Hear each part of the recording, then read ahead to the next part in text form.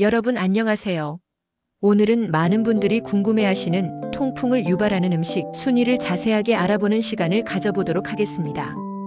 통풍은 정말 상상 이상의 고통을 동반하는 질환으로 알려져 있죠. 흔히 바람만 스쳐도 아프다는 말이 있을 정도니까요. 그만큼 통증이 심하고 일상생활에 큰 불편을 주는 질병입니다. 통풍은 혈액 내 요산 수치가 정상 범위보다 높아지면서 발생하는 질환입니다. 높아진 요산 수치로 인해 요산 결정이 관절, 특히 발가락이나 발목 같은 부위에 쌓여 염증과 극심한 통증을 일으키게 됩니다. 그렇다면 과연 어떤 음식들이 통풍을 악화시키고 통풍 환자들이 피해야 할 음식일까요? 지금부터 통풍 유발 음식 5가지 순위를 낱낱이 파헤쳐 보겠습니다. 5위는 바로 등푸른 생선입니다. 고등어, 꽁치, 참치, 삼치와 같은 등푸른 생선에는 퓨린이라는 성분이 다른 생선에 비해 많이 함유되어 있습니다. 퓨린은 우리 몸 안에서 요산으로 변환되는 물질이기 때문에 퓨린을 과다 섭취하면 혈중 요산 수치가 높아져 통풍 발작을 유발하거나 악화시킬 수 있습니다. 따라서 통풍 환자분들은 등푸른 생선의 섭취량을 조절하는 것이 중요합니다. 특히 말린 멸치나 말린 새우에는 퓨린 함량이 훨씬 더 많이 들어있으니 섭취 시 각별한 주의가 필요합니다. 다음으로 4위는 붉은 고기입니다. 소고기, 돼지고기, 양고기와 같은 붉은 고기는 등푸른 생선과 마찬가지로 퓨린 함량이 높은 음식에 속합니다. 붉은 고기를 즐겨 드시는 분들은 통풍 발병 위험이 더 높을 수 있습니다.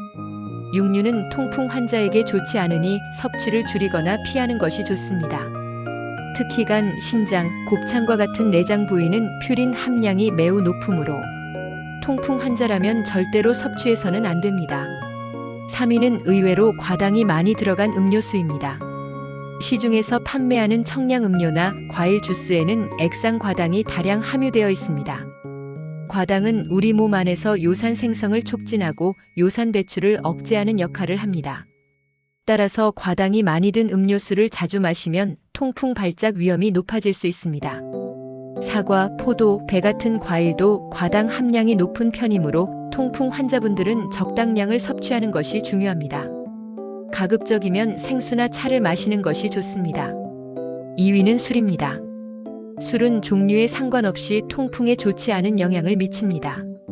특히 맥주는 퓨린 함량 자체가 높을 뿐만 아니라 알코올이 요산 배설을 억제하는 작용을 하기 때문에 통풍에 가장 해로운 술로 꼽힙니다.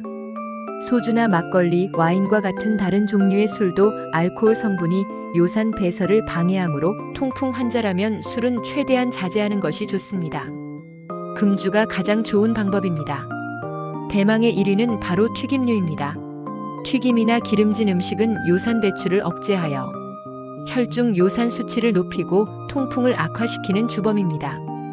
기름진 음식은 체내 염증을 증가시키고 면역 체계를 약화시켜 통풍 발작을 더욱 심하게 만들 수 있습니다.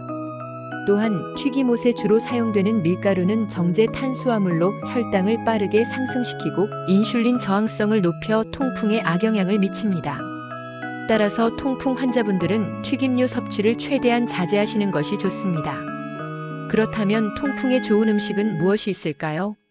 과일이나 채소는 대체로 통풍에 긍정적인 영향을 미칩니다.